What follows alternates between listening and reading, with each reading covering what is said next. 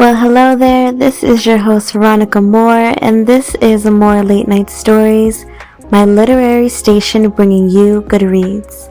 Now, whether you're winding down and doing your nighttime routine, or just need a good read in your downtime, I've got you covered. And if you're catching this in the AM, I got you too. Wherever you are, and no matter what time, just relax and simply listen. The Prophet by Khalil Gibran, the final chapters. And an astronomer said, "Master, what of time?" And he answered, "You would measure time the measureless and the immeasurable. You would adjust your conduct and even direct the course of your spirit according to the hours and seasons. Of time you would make a stream upon whose bank you would sit and watch its flowing. Yet the timeless in you is aware of life's timelessness and knows that yesterday is but today's memory and tomorrow is today's dream, and that which sings and contemplates in you is still dwelling within the bounds of that first moment which scattered the stars into space. Who among you does not feel that his power to love is boundless? And yet who does not feel that very love, though boundless, encompassed within the center of his being, and moving not from love thought to love thought, nor from love deeds to other love deeds? And is not time, even as love is, undivided and spaceless? But if in your thought you must measure time into seasons, let each season encircle all the other seasons. And let today embrace the past with remembrance and the future with longing." And one of the elders of the city said, "Speak to us of good and evil." And he answered, "Of the good in you I can speak, but not of the evil. For what is evil but good tortured by its own hunger and thirst? Verily, when good is hungry, it seeks food even in the dark caves, and when it thirsts, it drinks even of dead waters. You are good when you are one with yourself, yet when you are not one with yourself, you are not evil. For a divided house is not a den of thieves, it is only a divided house. And a ship without rudder may wander aimlessly among perilous isles, yet sink not to the bottom. You are good when you strive to give of yourself, yet you are not evil when you seek gain for yourself. For when you strive for gain, you are but a root that clings to the earth and sucks at her breasts. Surely the fruit cannot say to the root, 'Be like me, ripe and full and ever giving of your abundance.' For to the fruit giving is a need, as receiving is a need to the root. You are good when you are fully awake in your speech, yet you are not evil when you sleep while your tongue staggers without purpose. An even stumbling speech may strengthen a weak tongue. You are good when you walk to your goal firmly and with bold steps, yet you are not evil when you go thither limping. Even those who limp go not backward, but you who are strong and swift, see that you do not limp before the lame, deeming it kindness. You are good in countless ways, and you are not evil when you are not good. You are only loitering and sluggard.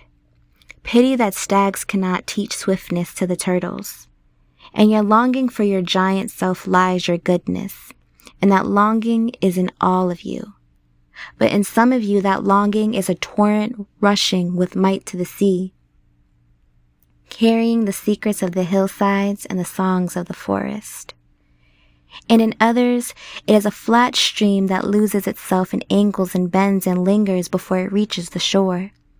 But let him not who longs much say to him who longs little, "Wherefore are you slow and halting?" For the truly good ask not the naked, "Where is your garment?" nor the houseless, "What has befallen your house?" Then a priestess said, "Speak to us of prayer." And he answered, saying, "You pray in your distress, and in your need. Would that you might pray also in the fullness of your joy and in your days of abundance. For what is prayer but the expansion of yourself into the living ether? And if it is for your comfort to pour your darkness into space, it is also for your delight to pour forth the dawning of your heart. And if you cannot but weep when your soul summons you to prayer, she should spur you again and yet again, though weeping, until you shall come laughing. When you pray, you rise to meet in the air those who are praying at that very hour, and whom save in your prayer you may not meet. Therefore, let your visit to that temple, invisible, be for naught but ecstasy and sweet communion. For if you should enter the temple for no other purpose than asking, you shall not receive. And if you should enter into it to humble yourself, you shall not be lifted. Or even if you should enter into it to beg for the good of others, you shall not be heard. It is enough that you enter the temple invisible.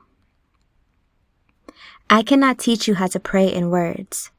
God listens not to your words save when he himself utters them through your lips. And I cannot teach you the prayer of the seas and the forests and the mountains. But you who are born of the mountains and the forests and the seas can find their prayer in your heart.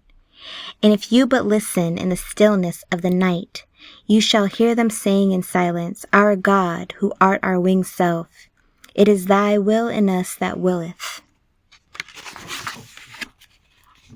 It is thy desire in us that desireth.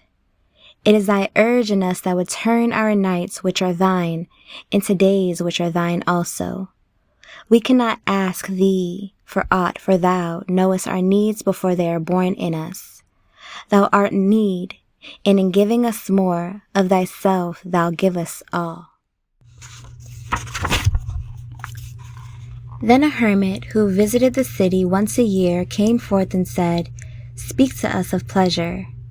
And he answered, saying, Pleasure is a freedom song, but it is not freedom. It is the blossoming of your desires, but it is not their fruit. It is a depth calling unto height, but it is not the deep nor the high. It is the caged taking wing, but it is not space encompassed.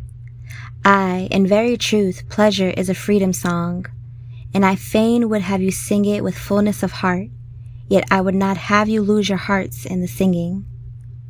Some of your youth seek pleasure as if it were all, and they are judged and rebuked. I would not judge nor rebuke them. I would have them seek. For they shall find pleasure, but not her alone. 7 are her sisters, and the least of them is more beautiful than pleasure. Have you not heard of the man who was digging in the earth for roots and found treasure? And some of your elders remember pleasures with regret, like wrongs committed in drunkenness. But regret is the beclouding of the mind and not its chastisement.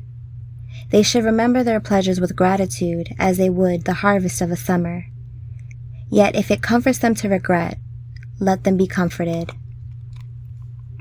And there are among you those who are neither young to seek nor old to remember, and in their fear of seeking and remembering they shun all pleasures, lest they neglect the spirit or offend against it.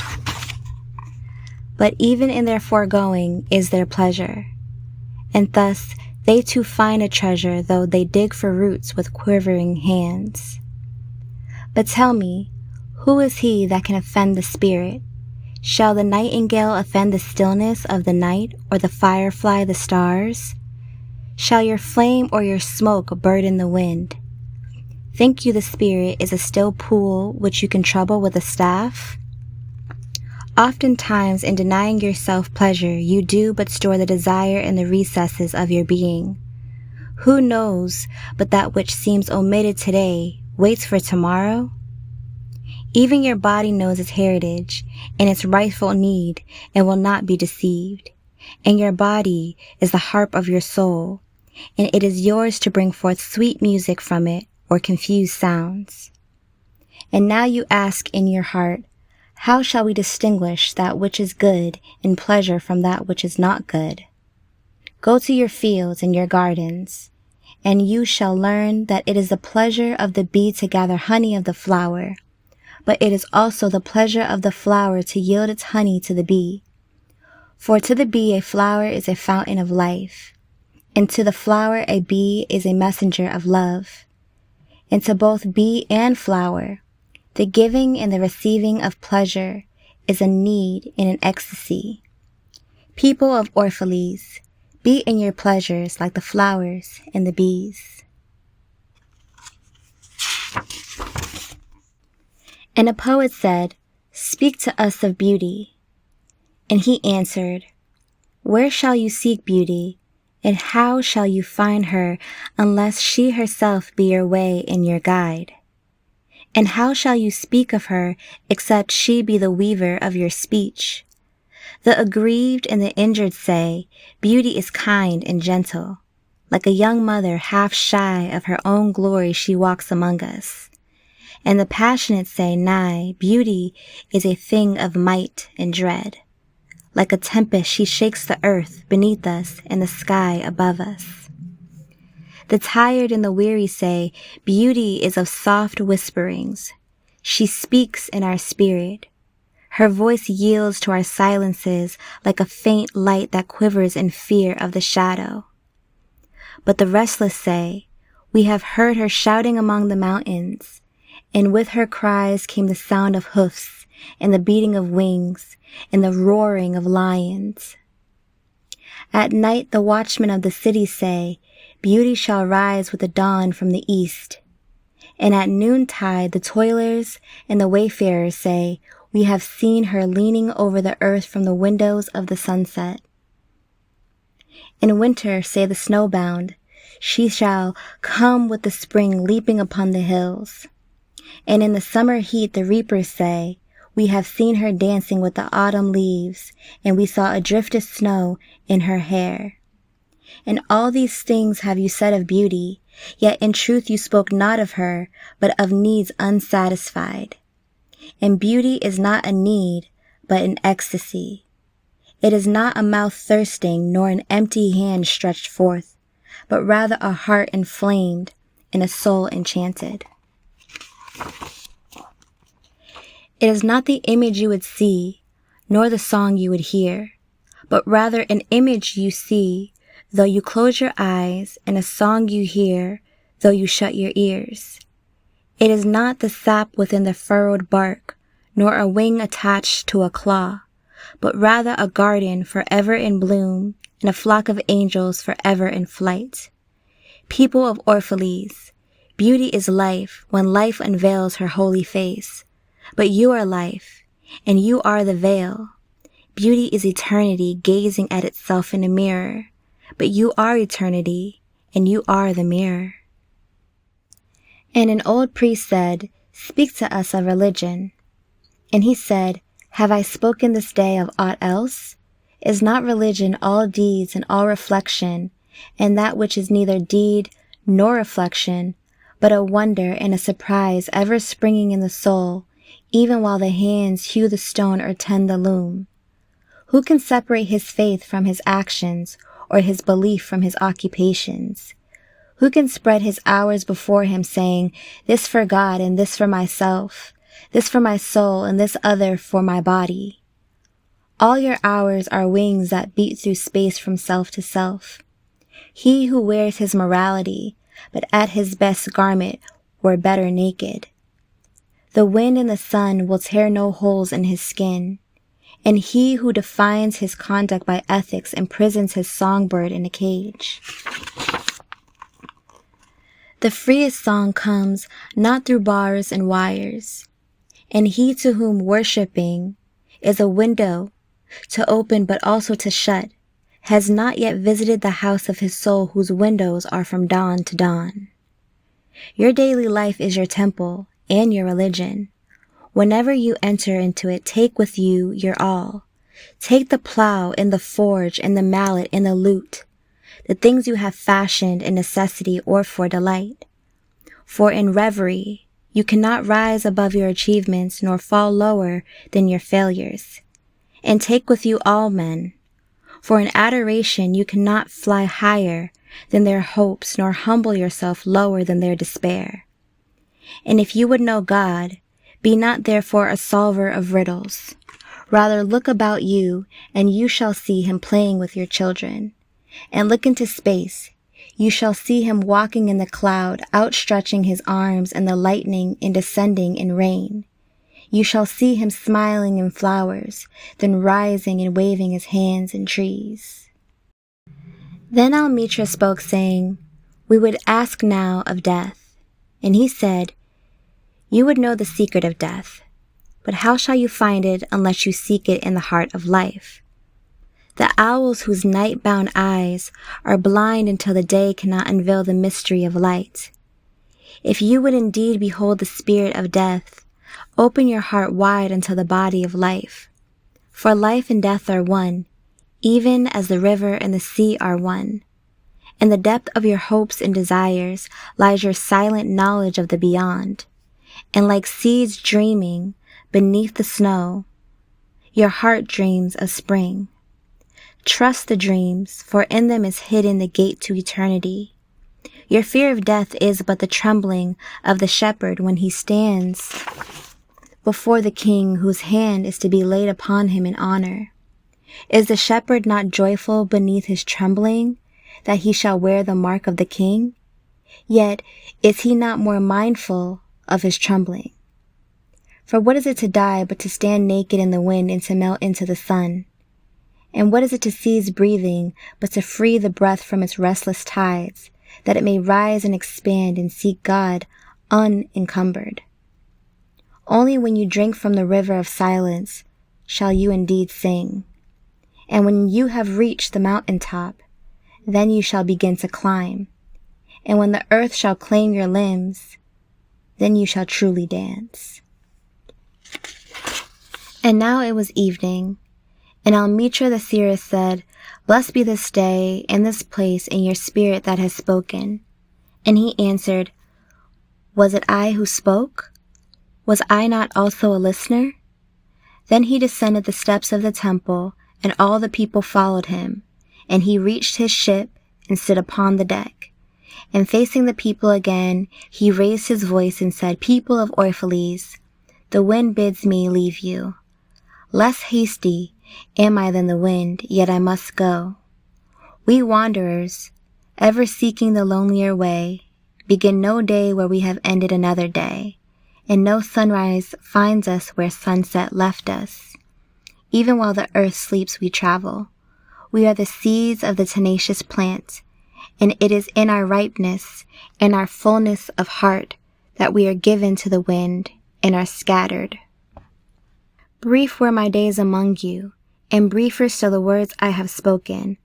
But should my voice fade in your ears, and my love vanish in your memory, then I will come again, and with a richer heart and lips more yielding to the Spirit will I speak. Yea, I shall return with the tide, and though death may hide me, and the greater silence enfold me, yet again will I seek your understanding. And not in vain will I seek.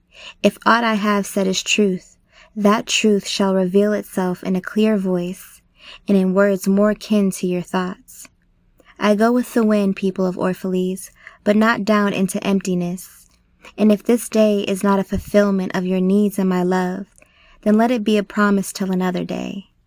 Man's needs change, but not his love, nor his desire that his love shall satisfy his needs.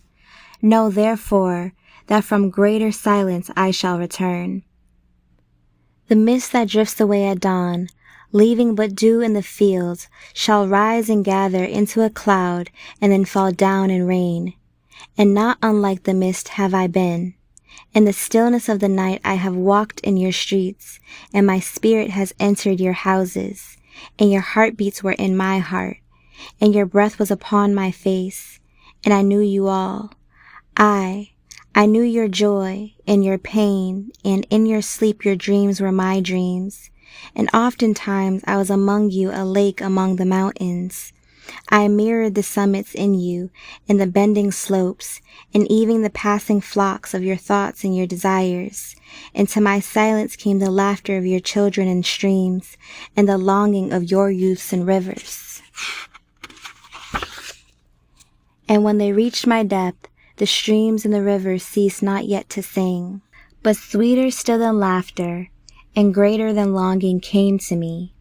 It was the boundless in you, the vast man in whom you are all, but cells and sinews. He in whose chant all your singing is but a soundless throbbing. It is in the vast man that you are vast, and in beholding him that I beheld you and loved you. For what distances can love reach that are not in the vast sphere? What visions, what expectations, and what presumptions can outsoar that flight? Like a giant oak tree covered with apple blossoms is the vast man in you. His might binds you to the earth. His fragrance lifts you into space, and in his durability you are deathless. You have been told that, even like a chain, you are as weak as your weakest link. This is but half the truth. You are also as strong as your strongest link. To measure you by your smallest deed is to reckon the power of ocean by the frailty of its foam. To judge you by your failures is to cast blame upon the seasons for their inconstancy.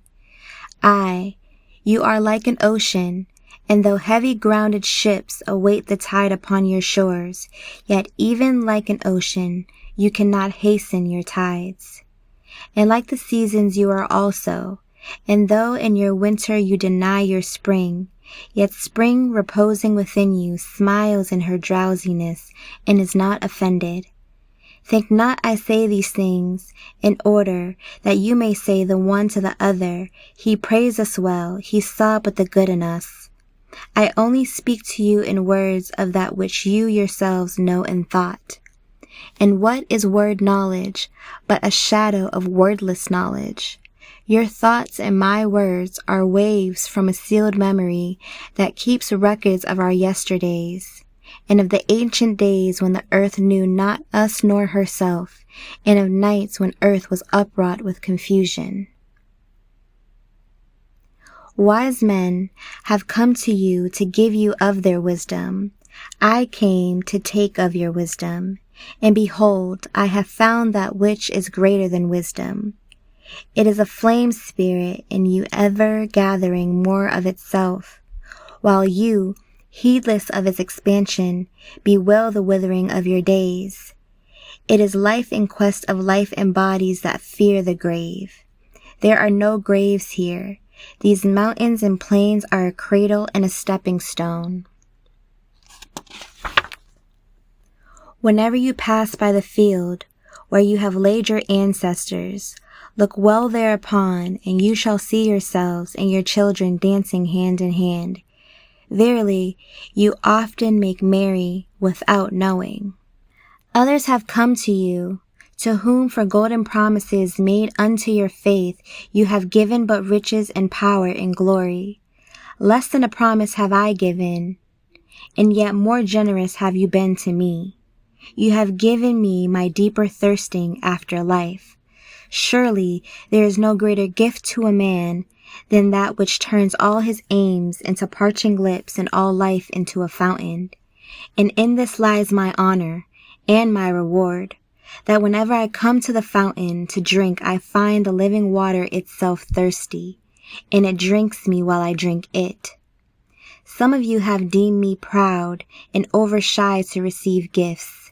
Too proud indeed am I to receive wages, but not gifts. And though I have eaten berries among the hills, when you would have had me sit at your board, and slept in the portico of the temple, when you would gladly have sheltered me, yet was it not your loving mindfulness of my days and my nights that made food sweet to my mouth and girdled my sleep with visions? For this I bless you most. You give much and know not that you give at all. Verily, the kindness that gazes upon itself in a mirror turns to stone, and a good deed that calls itself by tender names becomes the parent to a curse. And some of you have called me aloof and drunk with my own aloneness, and you have said, he holds counsel with the trees of the forest, but not with men. He sits alone on hilltops and looks down upon our city. True it is that I have climbed the hills and walked in remote places. How could I have seen you save from a great height or a great distance? How can one be indeed near unless he be far? And others among you called unto me, not in words, and they said, Stranger, stranger, lover of unreachable heights, why dwell you among the summits where eagles build their nests? Why seek you the unattainable? What storms would you trap in your net, and what vaporous birds do you hunt in the sky? Come and be one of us. Descend and appease your hunger with our bread, and quench your thirst with our wine. In the solitude of their souls they said these things. But were their solitude deeper, they would have known that I sought but the secret of your joy and your pain, and I hunted only your larger selves that walk the sky. But the hunter was also the hunted, for many of my arrows left my bow only to seek my own breast, and the flyer was also the creeper, for when my wings were spread in the sun, their shadow upon the earth was a turtle. And I, the believer, was also the doubter, for often have I put my finger in my own wound, that I might have the greater belief in you and the greater knowledge of you. And it is with this belief and this knowledge that I say, you are not enclosed within your bodies, nor confined to houses or fields. That which is you dwells above the mountain and roves with the wind. It is not a thing that crawls into the sun for warmth or digs holes into darkness for safety, but a thing free, a spirit that envelops the earth and moves in the ether. If these be vague words, then seek not to clear them. Vague and nebulous is the beginning of all things, but not their end. And I fain would have you remember me as a beginning. Life, and all that lives, is conceived in the mist and not in the crystal. And who knows but a crystal is mist and decay? This would I have you remember in remembering me. That which seems most feeble and bewildered in you is the strongest and most determined. Is it not your breath that has erected and hardened the structure of your bones? And is it not a dream which none of you remember having dreamt that builded your city and fashioned all there is in it? Could you but see the tides of the breath, you would cease to see all else. And if you could hear the whispering of the dream, you would hear no other sound. But you do not see, nor do you hear, and it is well. The veil that clouds your eyes shall be lifted by the hands that wove it, and the clay that fills your ears shall be pierced by those fingers that kneaded it, and you shall see, and you shall hear. Yet you shall not deplore having known blindness, nor regret having been deaf. For in the day you shall know the hidden purposes in all these things, and you shall bless darkness as you would bless light. After saying these things, he looked about him, and he saw the pilot of his ship standing by the helm and gazing now at the full sails and now at the distance. And he said, Patient over patient is the captain of my ship. The wind blows, and restless are the sails. Even the rudder begs direction. Yet quietly my captain awaits my silence. And these my mariners, who have heard the choir of the greater sea, they too have heard me patiently. Now they shall wait no longer. I am ready. The stream has reached the sea, and once more the great mother holds her son against her breast. Fare you well, people of Orphalese. This day has ended. It is closing upon us even as the water lily upon its own tomorrow. What was given us here we shall keep, and if it suffices not, then again must we come together, and together stretch our hands unto the giver. Forget not that I shall come back to you. A little while, and my longing shall gather dust and foam for another body. A little while, a moment of rest upon the wind, and another woman shall bear me. Farewell to you and the youth I have spent with you. It was but yesterday we met in a dream. You have sung to me in my aloneness, and I of your longings have built a tower in the sky.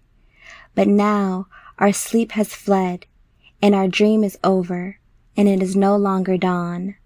The noontide is upon us, and our half-waking has turned to fuller day, and we must part. If in the twilight of memory we shall meet once more, we shall speak again together, and you shall sing to me a deeper song. And if our hands should meet, in another dream we shall build another tower in the sky. So saying, he made a signal to the seamen, and straightway they weighed anchor, and cast the ship loose from its moorings, and they moved eastward. And a cry came from the people as from a single heart, and it rose into the dusk, and was carried out over the sea like a great trumpeting. Only Almitra was silent, gazing after the ship until it had vanished into the mist. And when all the people were dispersed, she stood still alone upon the sea wall, remembering in her heart his saying, "A little while, a moment of rest upon the wind, and another woman shall bear me." Well, that concludes our story, The Prophet by Khalil Gibran. Thank you guys so much for hanging and reading with me. I cannot wait for us to do it again for our next book. But until then, this has been More Late Night Stories with me, Veronica Moore. And this is your greatest literary station, okay? But until next time, please stay safe, stay hydrated, and be well. Peace.